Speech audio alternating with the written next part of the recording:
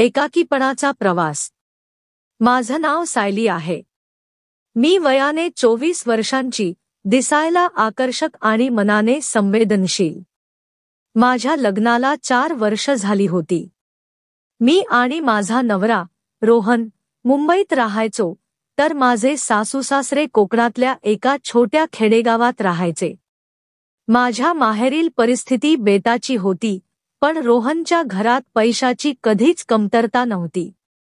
तो एक यशस्वी उद्योजक होता, पण त्याचं काम त्याला नेहमी परदेशात घेऊन जायचं. 2-3 महिन्यांनी तो घरी यायचा आणि त्यामुळे मला त्याची साथ, ती जवळीक मिळायचीच नाही. आम्हाला अजून मुलंही नव्हती. माझ्या मनात एक रिकामेपण होतं, जे काही केल्या भरून निघत नव्हतं. लग्नाआधीपासूनच मला माझ्या भावनांना व्यक्त करण्याची सवय होती. माझ्या मावसभावाशी मी जवळची मैत्रीण होते आणि सुट्ट्यांमध्ये आम्ही एकमेकांच्या सहवासात आनंद शोधायचो. पण लग्नानंतर रोहनच्या प्रेमाची, त्याच्या जवळिकीची आस मला लागली होती. त्याच्या अनुपस्थितीत मी एकटीच घरात रमायचे. सकाळी कामं आटोपून मी बाल्कनीत बसायचे, समुद्राच्या लाटा पाहायचे किंवा पुस्तक वाचायचे. पण तरीही मनातली ती उदासीनता जायची नाही. मला असा कोणीतरी हवा होता, जो माझ्या भावनांना समजून घेईल, जो मला त्या एकाकीपणातून बाहेर काढेल. असेच काही दिवस गेले आणि एके दिवशी रोहन घरी आला. त्याने मला सांगितलं, सायली, उद्या बाबा तुझ्याशी भेटायला येणार आहेत. त्यांच्यासाठी काहीतरी छान बनव. मी मान डोलावली. त्या रात्री आम्ही जेवण करून झोपायला गेलो. खोलीत अंधार पसरला होता आणि माझ्या मनातही एक अस्वस्थता होती. मी रोहनला जवळ घेतलं आणि म्हणाले, रोहन, तुम्ही इतके दिवसांनी आलात. मला तुमच्यासोबत वेळ घालवायचा आहे. उद्या बाबा आले तर आपल्याला वेळ मिळणार नाही. पण रोहनने कळल्याचं कारण सांगितलं आणि तो झोपी गेला. मी रिकाम्या मनाने त्याच्याकडे पाहत राहिले. माझ्या भावना पुन्हा एकदा मागे पडल्या होत्या. शेवटी मीही झोपी गेले. दुसऱ्या दिवशी सकाळी घर साफ करून नाश्ता तयार केला. रोहन माझं काम पाहून खुश झाला. आम्ही नाश्ता करत असताना मी विचारलं, बाबा कधी येणार? तो म्हणाला, संध्याकाळी 5 पर्यंत येतील. तू नीट साडी नेसून तयार हो, बाबांना जुन्या विचारांचं घर आवडतं. मी होकार दिला आणि स्वयंपाकघरातली कामं आटोपून खोलीत गेले. मी निळ्या रंगाची साडी नेसली. आरशात स्वतःला पाहताना मला वाटलं, मी बाहेरून किती सुंदर दिसते, पण आतून किती रिकामी आहे. मग मी हॉलमध्ये येऊन बाबांची वाट पाहू लागले. थोड्या वेळाने बेल वाजली. मी दरवाजा उघडला तर समोर सासरे बाबा उभे होते. त्यांची नजर माझ्यावर स्थिरावली. त्यांच्या डोळ्यात काहीतरी वेगळंच होतं, पण मी दुर्लक्ष केलं. मी त्यांच्या पायाला हात लावला आणि विचारलं, बाबा, तुम्ही एकटेच? आई कुठे आहेत? ते हसत म्हणाले, आईला तिच्या मैत्रिणीच्या मुलीच्या लग्नाला जावं लागलं. मी एकटाच आलो. मी त्यांना आत घेतलं आणि पाणी दिलं.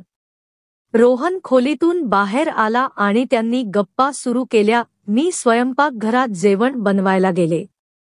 जेवण बनवताना मला जाणवत होतं की बाबा माझ्याकडे सतत पाहत होते. त्यांचं ते पाहणं मला अस्वस्थ करत होतं, पण मी काही बोलले नाही. जेवण तयार झालं. मी सर्वांना बोलावलं. बाबा म्हणाले, सायली, तूही आमच्यासोबत बस. मी त्यांच्यासोबत जेवायला बसले. जेवताना बाबा माझ्या स्वयंपाकाचं कौतुक करत होते. रोहन, तुझी बायको खूप छान जेवण बनवते आणि दिसायलाही किती सुंदर आहे, असं ते म्हणाले. मला कौतुक ऐकून बरं वाटलं, पण त्यांच्या नजरेतली ती चमक मला काहीशी विचित्र वाटत होती. जेवण झाल्यावर रोहन हॉलमधल्या सोफ्यावर झोपी गेला. मी आणि बाबा जेवत होतो. तेव्हा पाण्याचा ग्लास देताना त्यांचा हात माझ्या हाताला लागला. मी गप्प राहिले, पण माझ्या मनात अस्वस्थता वाढत होती. जेवण झाल्यावर मी ताट उचलायला वाकले तेव्हा बाबांची नजर माझ्यावर स्थिरावली. मी लाजले आणि हॉलमधून निघून गेले. रोहनला उठवायचा प्रयत्न केला पण तो गाढ झोपेत होता. बाबा म्हणाले, त्याला झोपू दे, तो थकला असेल. मी टेरेसवर झोपतो पण तेवढ्यात पाऊस सुरू झाला. बाबा म्हणाले, आता घरातच झोपावं लागेल. मी त्यांना माझ्या खोलीत नेलं. आम्ही बेडवर बसून गप्पा मारू लागलो. बाबा म्हणाले, रोहन खूप नशीबवान आहे. तुझ्यासारखी बायको मिळणं म्हणजे भाग्य. त्यांचा आवाज मऊ होता पण त्यांच्या स्पर्शात काहीतरी वेगळं होतं. त्यांनी मला हळूच जवळ घेतलं. माझं मन अस्वस्थ होतं पण त्याच वेळी मला खूप दिवसांनी कोणाचा तरी आधार जाणवला. माझ्या एकाकीपणाने मला कमकुवत केलं होतं. मी त्यांना थांबवण्याऐवजी त्यांच्या जवळ गेले.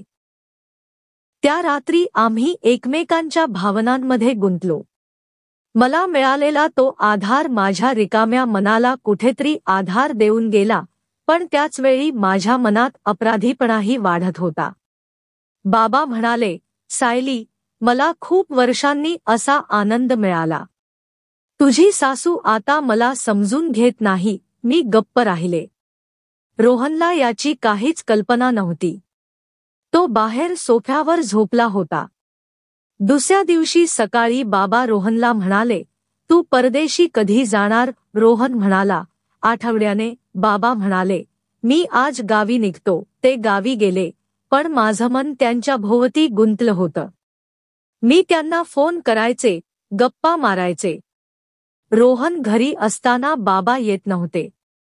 1 आठवड्याने रोहन परदेशी गेला. त्याने मला माहेरी जायचा सल्ला दिला पण मी नकार दिला. मी म्हणाले, काही गरज पडली तर मी बाबांना बोलावेन. रोहन गेल्यावर दुसऱ्याच दिवशी मी बाबांना फोन केला आणि संध्याकाळी यायला सांगितलं. संध्याकाळी मी हिरव्या साडीत तयार झाले. बेल वाजली आणि बाबा समोर उभे होते. मी त्यांना आत घेतलं. आम्ही जेवण केलं आणि खोलीत गेलो. बाबा म्हणाले, सायली, तू मला खूप आवडतेस. गावात तुझ्याशिवाय मला काहीच सुचत नव्हतं. आम्ही एकमेकांच्या जवळ आलो. त्या रात्री आम्ही एकमेकांच्या भावनांमध्ये हरवलो. माझं मन मला दोष देत होतं पण माझ्या एकाकीपणाने मला त्या क्षणांचा आधार घ्यायला भाग पाडलं होतं. दुसऱ्या दिवशी सकाळी मी बाबांना म्हणाले, तुम्ही मला जे दिलंत ते रोहनने कधीच दिलं नाही. बाबा म्हणाले, काळजी करू नको सायली. मी आहे ना तुझ्यासाठी. मी आंघोळ करून गाऊन घालून हॉलमध्ये मेकअप करत होते तेव्हा बाबा जवळ आले.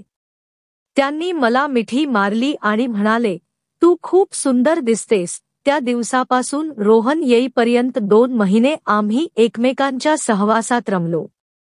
माझ्या सर्व भावनिक गरजा पूर्ण होत होत्या पण माझ्या मनात अपराधीपणाचा एक काटा कायम होता. आता रोहन 6 महिन्यांनीही आला नाही तरी मला फरक पडत नव्हता. माझ्या आयुष्यात एक नवीन आधार मिळाला होता पण तो योग्य आहे की अयोग्य याचा विचार मला रोज अस्वस्थ करायचा. तरीही मी आणि बाबा एकमेकांच्या सहवासात आनंद शोधत होतो.